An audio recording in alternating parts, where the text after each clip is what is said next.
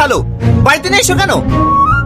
আমি কাকে বাড়িতে নিয়ে আসবো না নিয়ে আসবো সেই কৈফিয়ত তোমাকে দিতে হবে?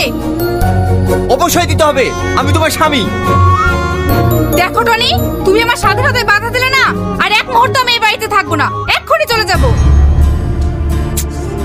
মাম্পি, তুমি কেন বোঝো না? গ্রামে আমার একটা মান সম্মান আছে। বাড়িতে এইভাবে অচেনা মানুষ না আসলে লোকে কি বলবে বলো তো? দেখো, গ্রামে সবার কাছে অচেনা হতে পারে, কিন্তু আমার কাছে তো চেনা। আমি যেটা ভালো মনে করব সেটাই আমি করব। তোমার যা খুশি তুমি তাই করো, তোমার কিচ্ছু বলবো না।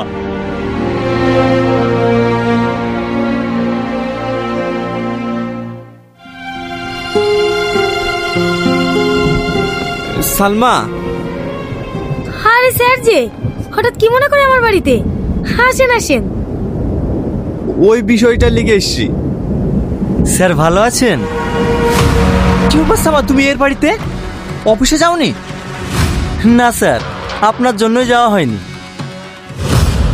আমার জন্য মানে? মানে আপনারা সালমার ছবিগুলো দেখলাম, ওকে আমি নিষেধ করতে এসেছি, খবর দিয়ে যেন ছবিগুলো নেটে না ছাড়ে। ভালো করিনি স্যার। সালমা, তুমি ওই ছবিগুলো সিকিউরিটি কেউ দেখে দিয়েছো? না না স্যার, আপনি কোনো টেনশন করবেন না, ও আমার খুব ভালো বন্ধু, কাউকে বলবেন না। ভাই ভাই, আমি তোমার পা ধরছি, তুমি এই কথা কাউকে বলো না, নাহলে আমার মরা ছাড়া কোনো উপায় থাকবে না।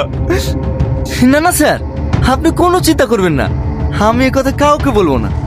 কিন্তু আমি একটা জিনিস বুঝতে পারছি না, যে আপনার মতন লোক এরকম একটা জঘন্য কাজ করতে পারলো। ছি, আমার ভাবতে ঘৃণা লাগছে। তুমি বিশ্বাস করে সাবাদ, আমাকে ফাঁকিয়ে রয়েছে, এগুলো সব জাল। জাল? তাহলে এক্ষুনি পোস্ট করে দিই। না না, তুমি পোস্ট করো না, তুমি যা চাইছো আমি তাই দিচ্ছি। আর কিছু লাগলে বলো, আমি ছেড়েও দিতে রাজি আছি, কিন্তু তোমার এখানে তুমি ছবিগুলো পোস্ট করো না, নাহলে আমার জীবন বরবাদ হয়ে যাবে। আচ্ছা, আমি যা যাবো তাই দেবেন? হ্যাঁ, আমি তাই দেবো। কি চাও বলো? আমি তোমার কোম্পানির ঝাড়ুদার হয়ে থাকতে চাই না, তোমার বউ হতে চাই। না না, এটা কিভাবে সম্ভব? তুমি তো ভালো করে জানো আমার বাড়িতে বউ বাচ্চা আছে। তোমার কত টাকা লাগবে বলো, তোমার যত টাকা লাগবে আমি দেবো, কিন্তু আমি তোমাকে বিয়ে করতে পারবো না। সেটা তোকে আগে ভাবতে হতো। আমার জীবনটা নষ্ট করে তুই সুখে সংসার করবি না, ওটা আমি হতে দেবো না। বিয়ে তোকে করতেই হবে।